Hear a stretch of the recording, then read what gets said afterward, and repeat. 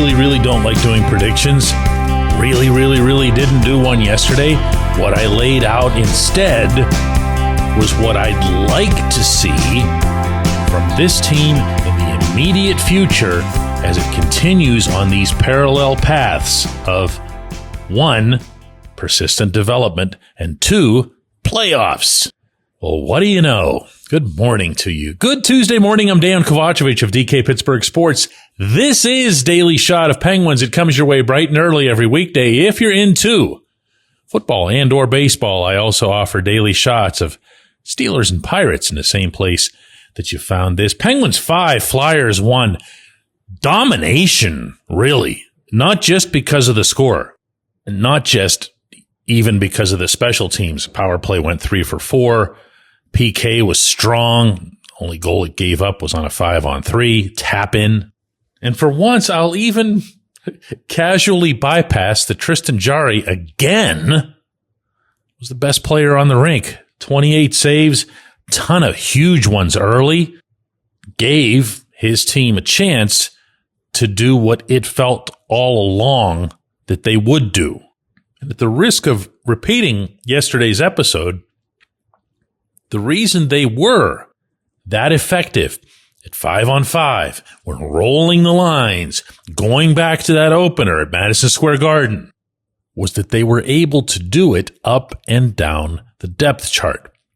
When we spoke yesterday about the up part of that depth chart, what came up mostly was that Sidney Crosby and Brian Rust weren't going to win any defensive awards this season, but also that the real way to keep that from being some kind of significant shortcoming for the team is to do, what they did last night, which is to attack, to go after them, to spend more time in the other guy's zone, cycling and generating and creating as much as they can.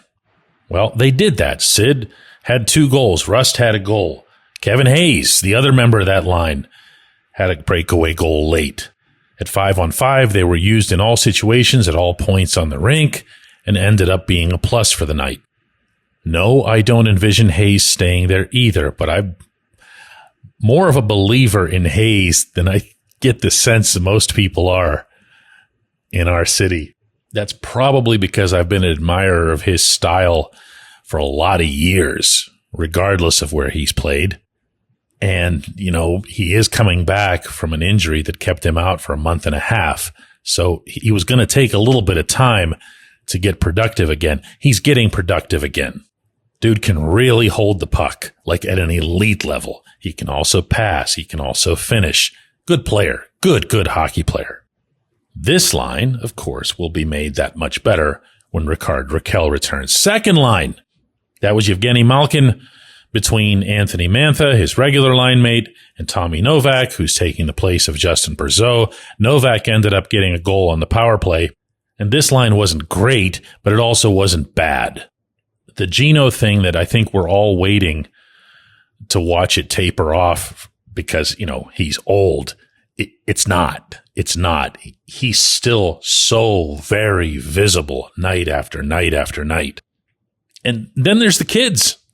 Rutger McGroarty came up, first game in the NHL this season, and he was immediately placed on exactly what I laid out yesterday on the show. I'd like to welcome Dan Muse, apparently, to our collection of listeners, because this was exactly what I had said.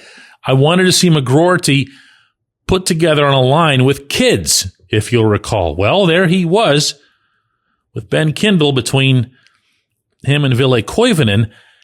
And the most unusual thing appeared to occur in that Koivunen had this extra hop to his step, probably looked his most dangerous. I don't want to go over the top and use a term like explosive, but I could see some of that in his step. All he needs now, he just needs to keep shooting and to come up with one goal to break the dam. I thought he was going to have it late, a 2-on-1, never even got the thing off. This was Rust on how the kids looked. They were awesome, kind of from their first shift on. They had a whole ton of shifts in the offensive zone. They were real close to scoring a couple goals. I think if they keep working like that, or playing like that, they're going to score a lot of goals. And then the fourth line, which really hasn't been a strength since Noel Acciari went out, maybe because it lost some of that physicality that Acciari was bringing, some of that whole, hard-nosed, shot-blocking, board-banging stuff that every team needs. But with Boko Imama coming up, along with McGroarty, he was placed on the left side next to Blake Lizotte and Connor Dewar, and they were really good. Imama, I thought, was really good. Almost 7 minutes of ice time for that trio at 5-on-5. They generated 4 shots to the Flyers 2 in that time, 8 shot attempts to the Flyers 5, and Imama banged a shot off the right pipe that I'm sure he'd love to have back 100 times over because he had the ocean staring back at him from the beach. But that's what's been missing for me from this team for a while now. And you can say, well, they're the Flyers. They're not that good, whatever. They were 8-2-2 in their previous 12 games. It's not like they were some sort of catastrophe. They were also handed like the first, 5 or 6 power plays, which become just a really nuisance of a theme throughout this season. And the Penguins had a completely legitimate goal by Gino taken off the board. I can't begin to understand how that was called goaltender interference, with Dan Vladar having every opportunity to reset himself from Gino bumping ever so slightly his glove and then getting out of the crease area. In fact, I'm not even sure he ever entered the blue paint. Anyway, whatever. This was a really, really good overall thing for this hockey team. I'm going to say this again, not just the result, not just what it means in the standings, but for both of those parallel tracks I'm always talking about.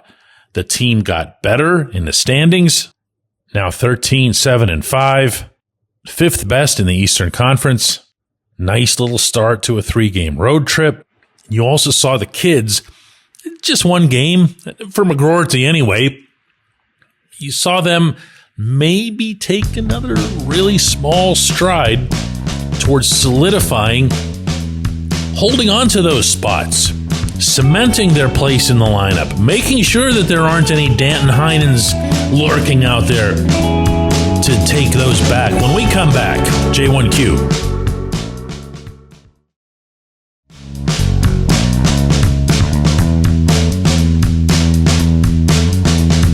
Today's J1Q comes from Dan, who says, I hate to make the comparison with other teams in town, but the Penguins seem like the only one where winning is the priority. The Pirates, with Bob Nutting, they just don't care. Not sure they're even close to being a professional sports franchise. The Steelers are looking like a cheapskate team, content with their heritage, unwilling to move on when it's evident to everyone that it's time. Fenway Sports Group, for all the derision directed their way as Boston outsiders, went out and brought Kyle Dubas in. They're willing to spend on salary and facilities. Signed off on nudging out one of their own from Boston and Mike Sullivan when it was clear that he had exceeded his expiration date. Which team in black and gold is being managed the way a sports franchise should be managed? Yeah. Dan, I have no argument. Well, I have a couple quibbles. Let me get those out of the way. First off, I'll usually go through what I think are factual clarifications that might be needed. The Fenway Sports Group, as you pointed out, has done some good things, and that includes spending up to the cap until this season. And while I know that's Dubas's call, and it is, I'm still not crazy about it, because this isn't the NFL and you can't roll over cap space from year to year. If the Penguins don't spend the $13 million that they're currently sitting on, the only beneficiary for that is FSG. They could just stick it in their pockets. Also, facilities. They haven't really built facilities. That was all done by previous ownership. If you're referring to, facilities, and that means Cranberry, or if you even want to get into PPG Paints Arena, the only thing FSG has added is a restaurant area down on ice level. and just this past summer, housing the Penguins Hall of Fame inside the arena. Respectfully, those are not major expenditures. Okay. As to whether or not they want to win, I'll save the Steelers commentary and the Pirates commentary for those respective daily shots. I do enough of that every single day, especially on the baseball front. But of late, as you point out, the football team's getting a lot of pretty negative comparisons in this sense as well. Isolating on the Penguins here, because I really think that's the best and fairest way to have this discussion. It's never been a doubt, and they're very fortunate. We are all very fortunate to have clarity of purpose with the ownership, with the management, with, let's be real here, the fan base, which expects this. It was the fans, remember, who chased out Ron Hextall.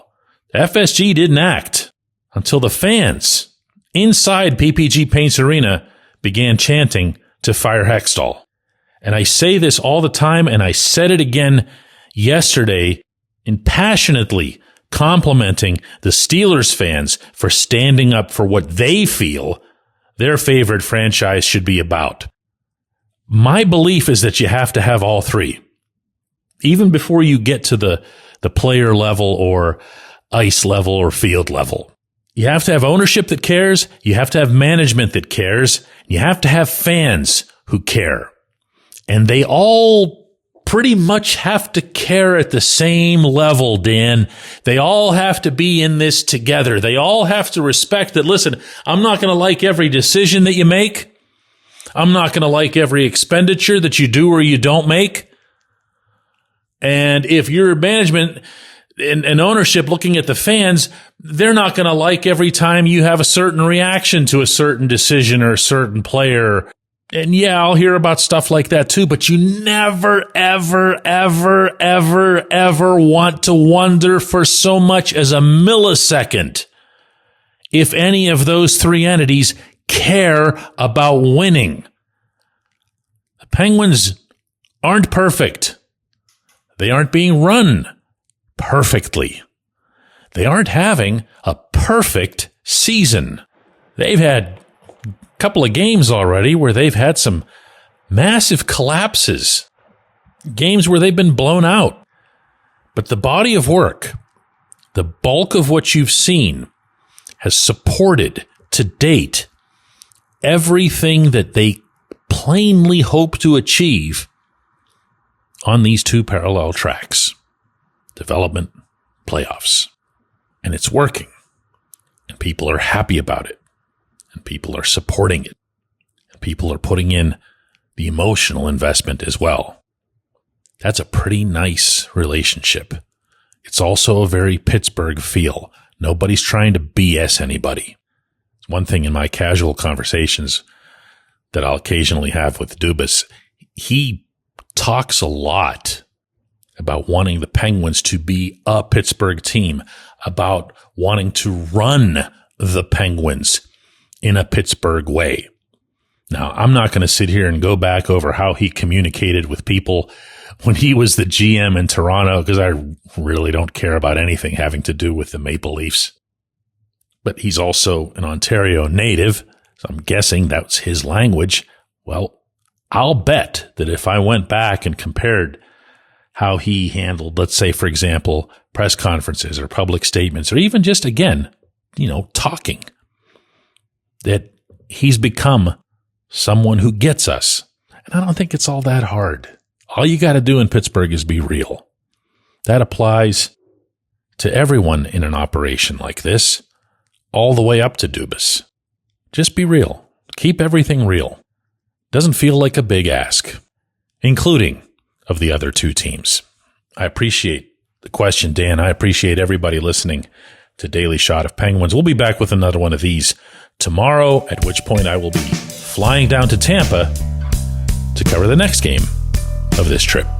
Oh, and don't forget, Double Shot of Penguins, our live video, will be making its debut Monday afternoon, as in like next Monday afternoon. Really, really looking forward to that.